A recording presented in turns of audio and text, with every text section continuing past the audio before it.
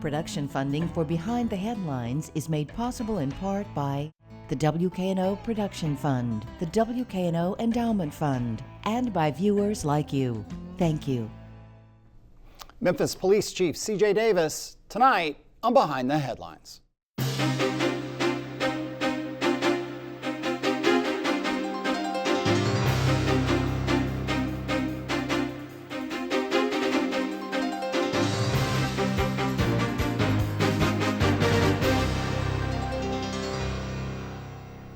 I'm Eric Barnes with the Daily Memphian. Thanks for joining us. I am joined tonight by C.J. Davis, Police Chief, Memphis Police Department. Thanks for being here again. Thank you.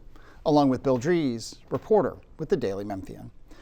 We'll talk as much as we can, all kinds of things to talk to you about. I appreciate having you back. You'll be 4 years in the job, appointed by Mayor Strickland in June of this year, I believe. That is correct. Crime spiked nationally in COVID, and after COVID, it really spiked here as well. But we've been down last year in the key categories. Looking into this next year, what do you look to do to keep that crime in the direction that all the citizens and all the people, vast majority of people, want to see happen? Well, I think one thing that we have to do is really appreciate the men and women of the department and their engagement in the work. And it's really important that everybody in their respective roles in the department really understand how important they are to keeping crime down. Our commanders, our supervisors, our detectives, we have really put a lot of attention into a holistic approach as it relates to crime fighting.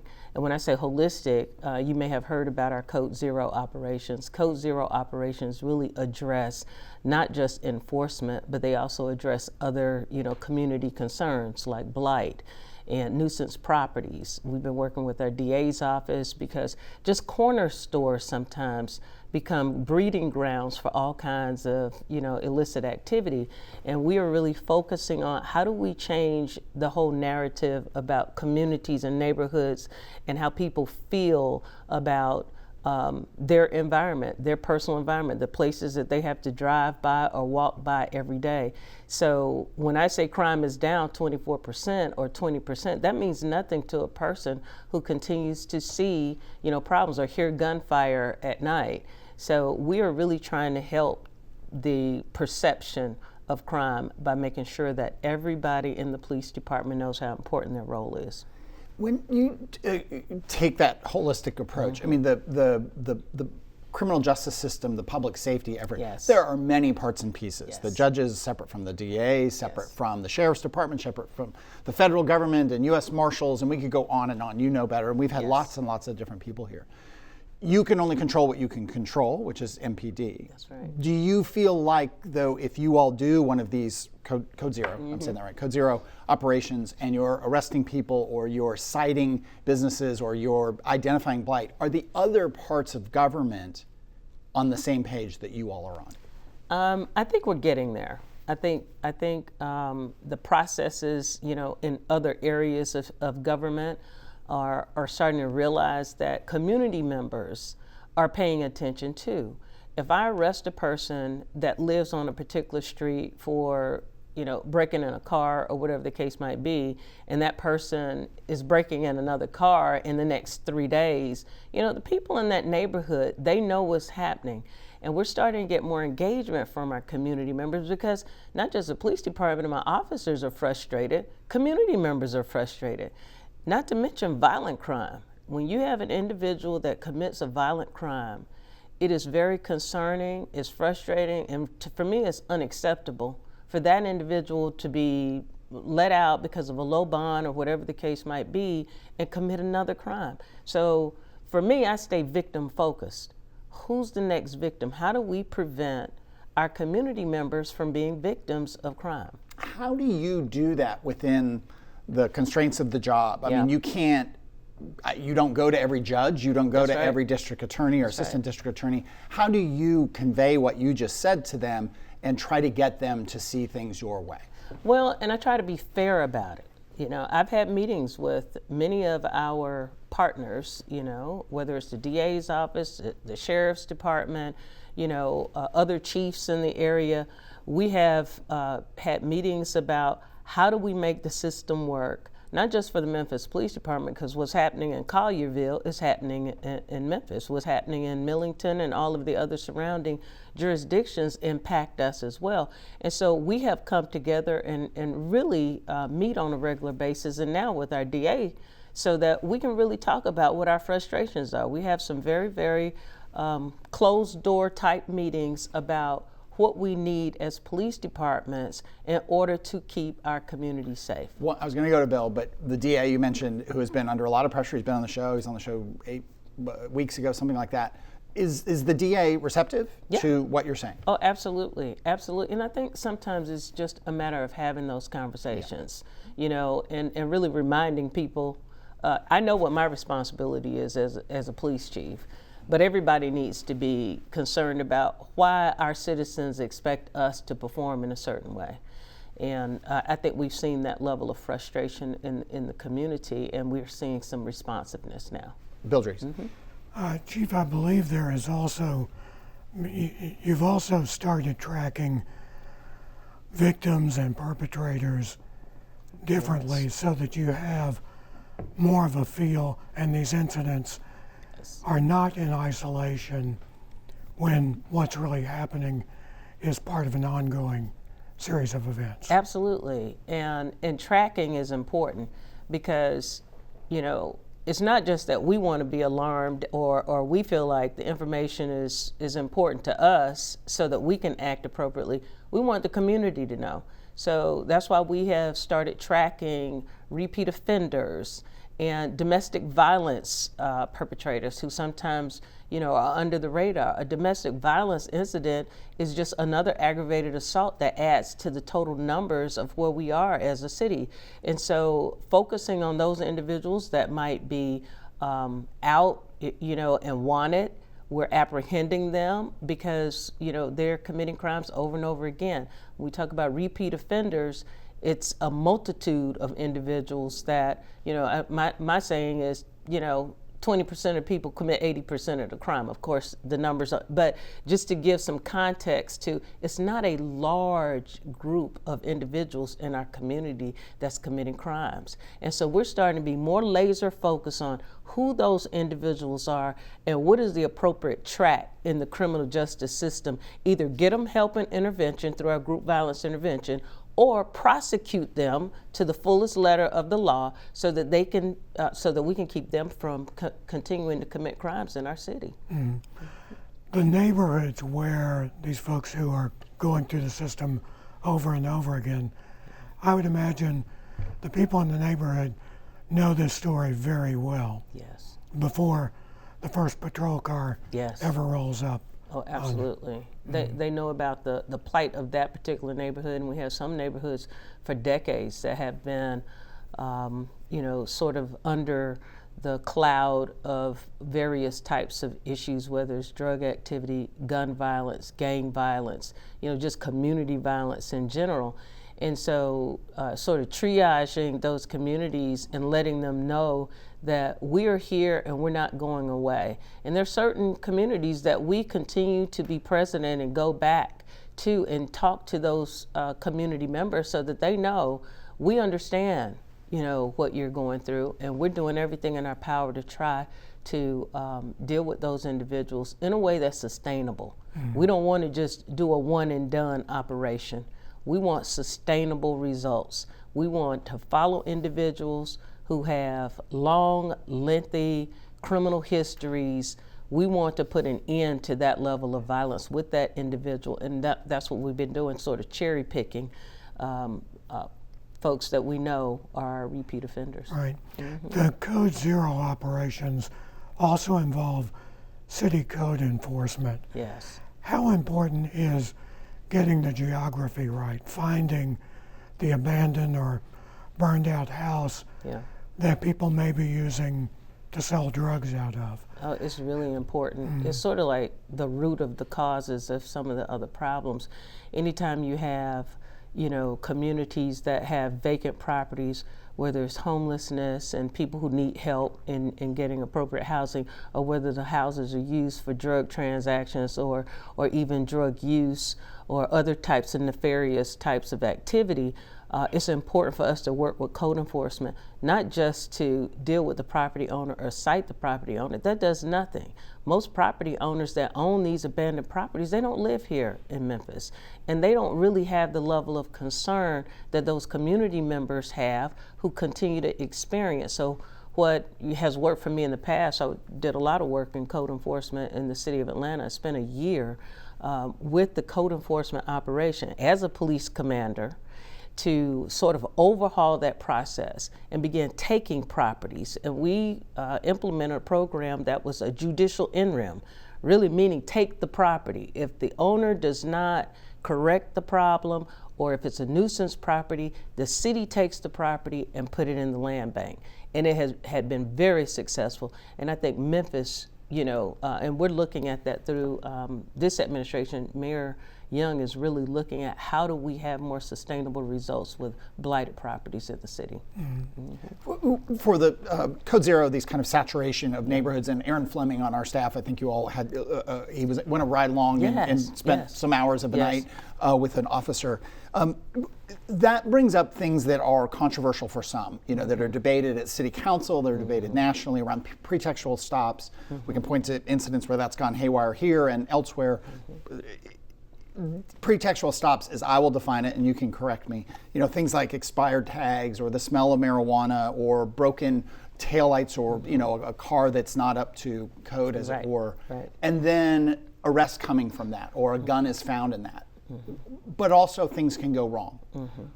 How do you all view and have discipline and control over these kinds of stops of small offenses, temporary tags, for instance, not turning into something more? Well, first of all, we're focused on the violent crime.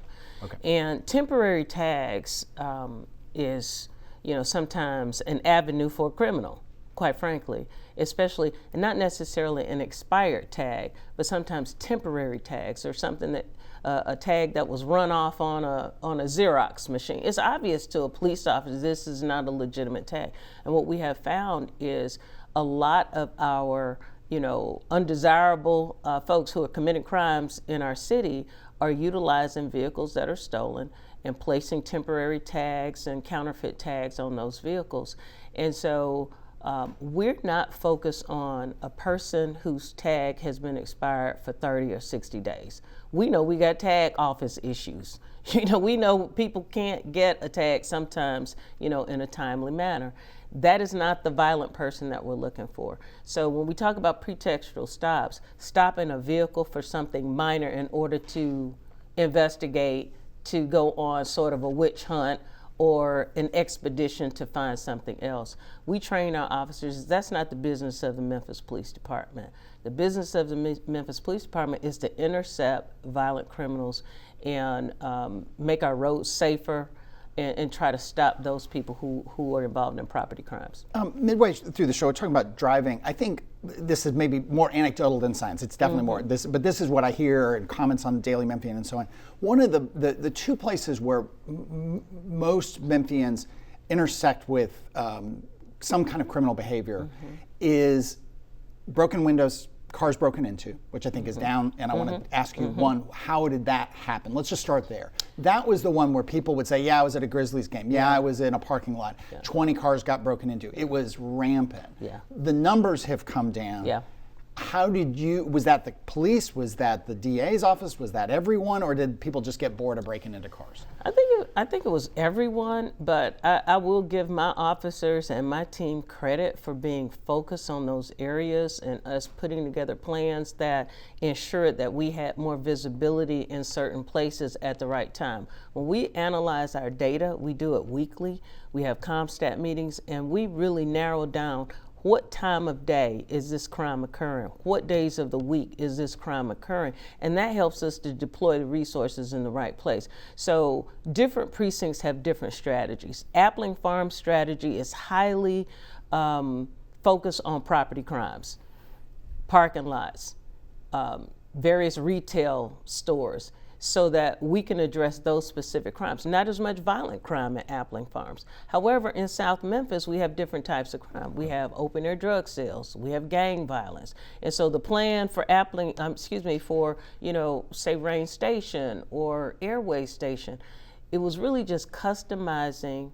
and dealing with the problems that exist and making sure that we were smart in our deployment. Was it also, some people have said it was a small number of people doing many of these break-ins, car break-ins? Yes, Yeah. and having a heavy-handed approach on those individuals and walking them through the criminal justice system. The other place in which people intersect, I think, a lot with crime, or a sense of things being out of control, is driving. So Yes. if people are driving with temporary tags, cars Yes. that are missing bumpers, the lights are out, Yeah. people driving very fast, whether that's on the a main artery like Poplar or on the Right. highways, coming up to a red light and just going, all of that Yes. kind of stuff makes people, it's illegal, Yes. and it also makes people feel a level of a lack of safety, especially when violent crime was so high. Absolutely. How have you tried to address that kind of reckless speeding, dangerous driving? Well, we have really tried to ensure that we have our officers mobilized in a way where they are doing traffic enforcement. Traffic enforcement is important, and also working with our Tennessee Highway Patrol. Since I've been here, since 2021, I have been working hard to get THP to help us with our state roads, especially our interstates. Memphis Police had predominantly had taken on the load of dealing with interstate accidents and also reckless driving, and at the same time responding to calls for service. So being focused and making sure, when I talked about every person taking on their responsibility, our traffic enforcement, you can't just sit on the interstate, you have to work the interstate. And so making sure that our officers are active, they're engaged, and they're starting to see the results too. Our traffic accidents are down. We're not where we want to be as far as traffic fatalities in our city, because we have some reckless drivers. Everybody talks about, they say, you're from Atlanta, you have volume, the traffic is terrible. Traffic in Atlanta is terrible, but we have mean drivers in Memphis. And when I say mean drivers, we have people sometimes that will run you off the road. And calming traffic means we have to do traffic enforcement. Is that pulling people over and citing them, or is it, in mass, or what? Well, it's pulling people over and citing them, not just, during a code zero operation, but as a daily activity, Gotcha. Daily activity. And it's not your muscle cars all the time, your Challengers, your Camaros, and your Corvettes. It's average everyday citizens who are going to work at 7:30 or 8 o'clock in the morning, who are driving crazy, driving in the emergency lanes and weaving in and out of traffic. All of it has to be dealt with and calmed. Bill.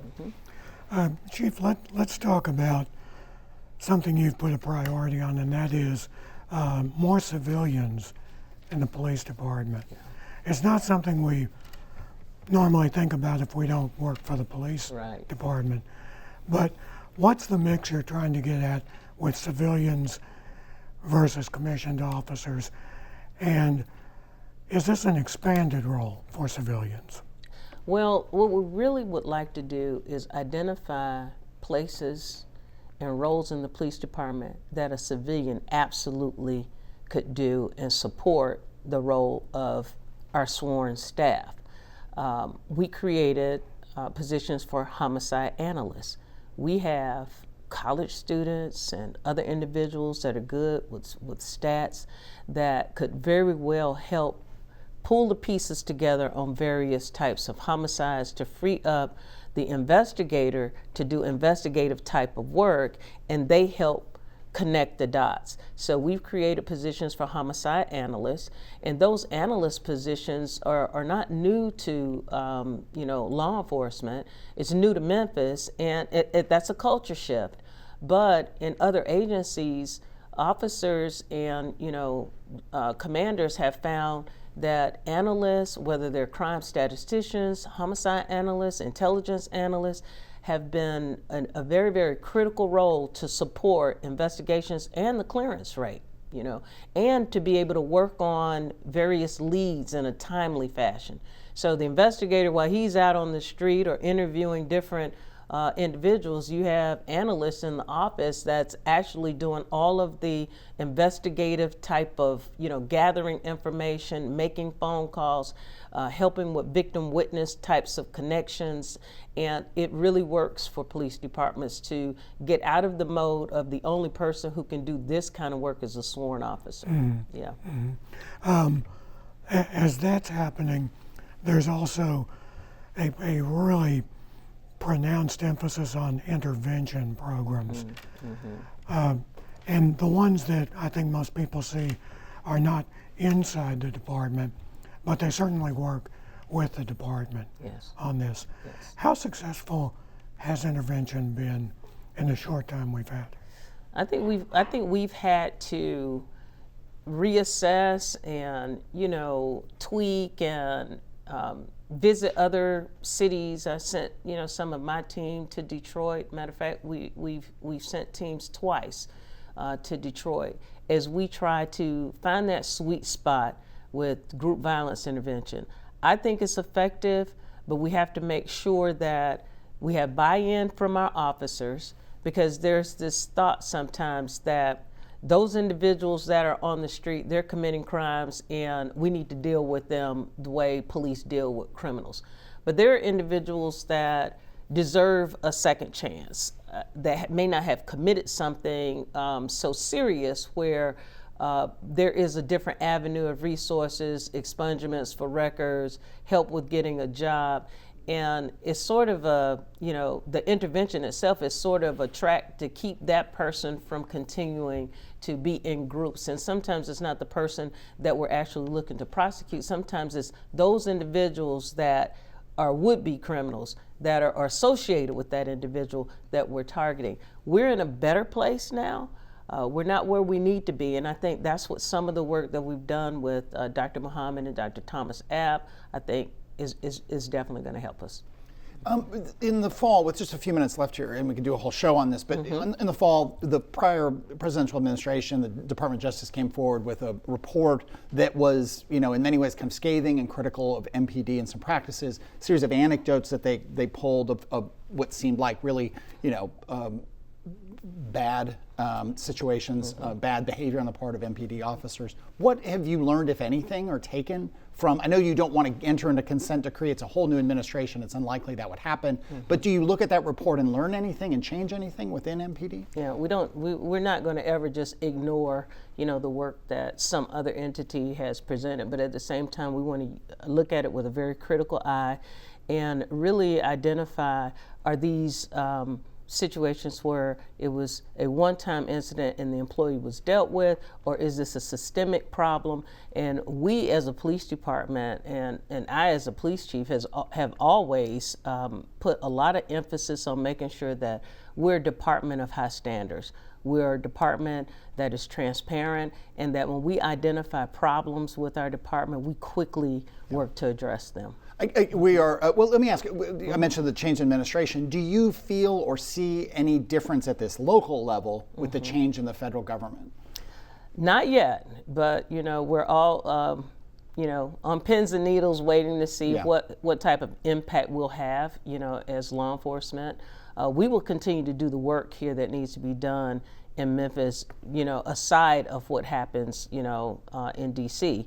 But we're optimistic that we will continue to get support from the federal government as it relates to the grants and things that are very much needed in our department. Last, we talked about change in behavior, and you may be limited in what you can say on it, but we're a little bit over 2 years since the killing of Tyre Nichols. What do you, without specifically talking about that, I mean, there's a lawsuit pending against the city, I get those limitations, but again, do you look at what happened? The video was there. I remember asking Jim Strickland, your former boss, and it made him physically ill. He talked about seeing those videos. Is there anything you can say you take from that and that has changed within MPD as a result of what happened there? I think the biggest change was that, the department was forthcoming in putting it out. That was a change in itself in how we deal with, egregious situations. I think it wasn't just a change for the Memphis Police Department, that was a change nationally on how we quickly address the bad things that happen, and it was very unfortunate. And as said, we are currently, in a litigation type process, but we will always use those types of instances to better our department.